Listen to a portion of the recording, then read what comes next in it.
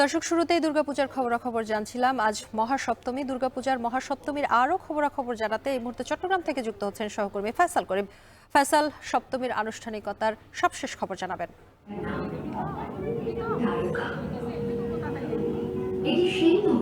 আমরা দেখছি পুরোদমেই জমে উঠেছে চট্টগ্রামে দুর্গাপুজোর যে উৎসব, এবং চট্টগ্রামের বিভিন্ন মণ্ডপগুলো যে শেষ মুহূর্তে সাজসজ্জা করছিল গতকাল, সেটি কিন্তু শেষ হয়েছে এবং আজ থেকে পুরোদমে প্রতিটি মণ্ডপে আমরা দেখছি একেবারে উৎসবের আমেজ। মানুষ যারা সনাতন ধর্মাবলম্বী আছেন তারা মণ্ডপে মণ্ডপে ভিড় করছেন। আমরা আছি নগরীর ফিরিঙ্গি বাজারের একটি মণ্ডপে, যেটি একেবারেই ব্যতিক্রমী ঢঙে সাজানো হয়েছে। মূলত হিন্দু ধর্মাবলম্বীদের যে একটি প্রাচীন ও পবিত্র নগরী রয়েছে দ্বারকা, সেই দ্বারকার আদলেই এটি সাজানো হয়েছে। দেখে মনে হবে যেন সমুদ্রের নিচের কোনো নগরী।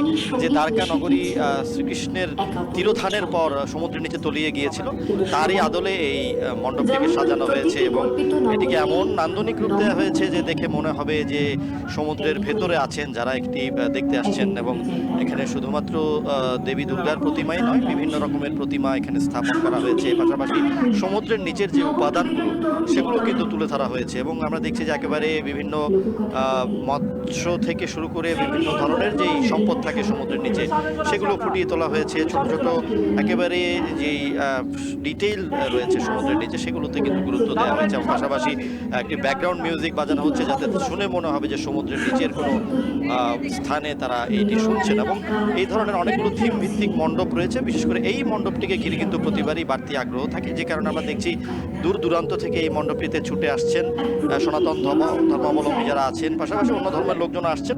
এবং আমরা জানি যে চট্টগ্রামে আসলে নগরীতে মোট 292টি মণ্ডপ স্থাপন করা হয়েছে এবং পুরো জেলায় মিলে 1906টি মণ্ডপ রয়েছে এবং কিছু মণ্ডপকে অধিক গুরুত্ব দেওয়া হচ্ছে, নিরাপত্তার বিষয়টি আছে।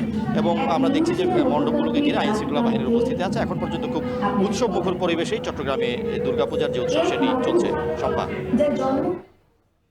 দুর্গাপূজার মহাসপ্তমীর খবর চট্টগ্রাম থেকে জানাচ্ছিলেন সহকর্মী ফয়সাল করিম।